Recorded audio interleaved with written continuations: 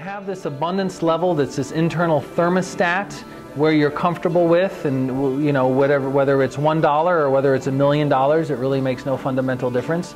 You're going to have this, and part of the teaching is we teach instructors how to first of all identify that, kind of like correctly diagnose, and then start to break through that. And so there's this, you know, internal comfort level that you have to deal with, and there's a series of drills that we're going to do with that. But then also externally, there's going to be mechanics. And like, for example, if you run a studio, I mean, there is an intelligent way to set up your membership system. There is an intelligent way to set up your teacher training. There's an intelligent way to set up how you funnel students in and you bring them into you. And then once they start coming, you know, how do you do it? And a lot of the paradigms that are out there now with doing like drop-ins and punch cards and some of the enrollment processes, quite frankly, are not good. And they're not good because they don't encourage student commitment. And because ultimately it's, you know, this is a spiritual path, and this is a path of self-cultivation and self-development, and you know, it's an individual path that a student's going to go on. However, it's really, really important that they get a guide, and that they get a guide that can say, okay, here's what you want to do, here's the training schedule, you want to come on this day, here's what it costs, oh, let's get you on this program. And a lot of times in the yoga studios, it's more of the,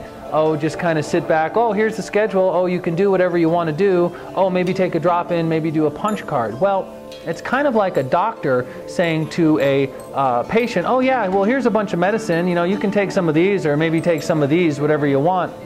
It's really doing a disservice. You're much better off as a yoga teacher thinking of yourself as somebody that's bringing your students through transformation and through cultivation. In order to do that, you need to give them strong direction. You have to tell, okay, here's the program, here's the practice, here's what you're going to do, and here's what it costs. And so a lot of what we do in terms of, you know, funneling people in, there is a diagnosis, there is a prescription, and it's how to put a student on a training program and do it intelligently. And then when we get into the more advanced levels, we start to go into some of cash flow and some, you know, student retention and you know, and advertising, and a lot of the mechanics of how do you structurally set up your studio. So that's like the external, and that's going to be the internal. Now, we also do a lot of work with independent teachers, whether it's, you know, teaching at other studios or having their own part-time gig or privates or whatever that might be. And so we teach, it's the same philosophy or the same principles, although the structure is going to be slightly different since you don't have a studio. And so there is like external mechanics that you do to create success and start to create abundance, and at the same time you have to work on the internal as well. So I kind of call that like the yin-yang, that you have this internal and external balance. And so it's externally, you want to be deliberate, and if you're going to do this professionally, be focused, be deliberate, have a plan, and be professional.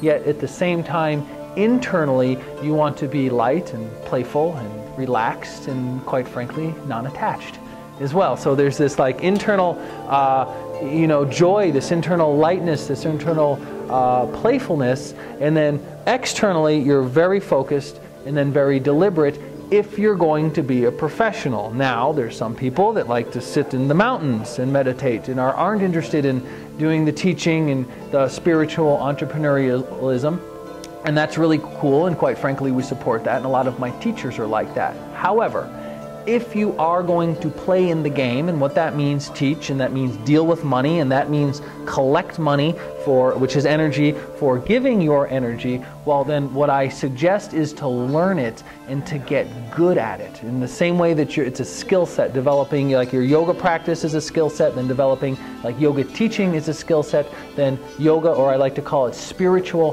entrepreneurialism, is going to be a skill set as well.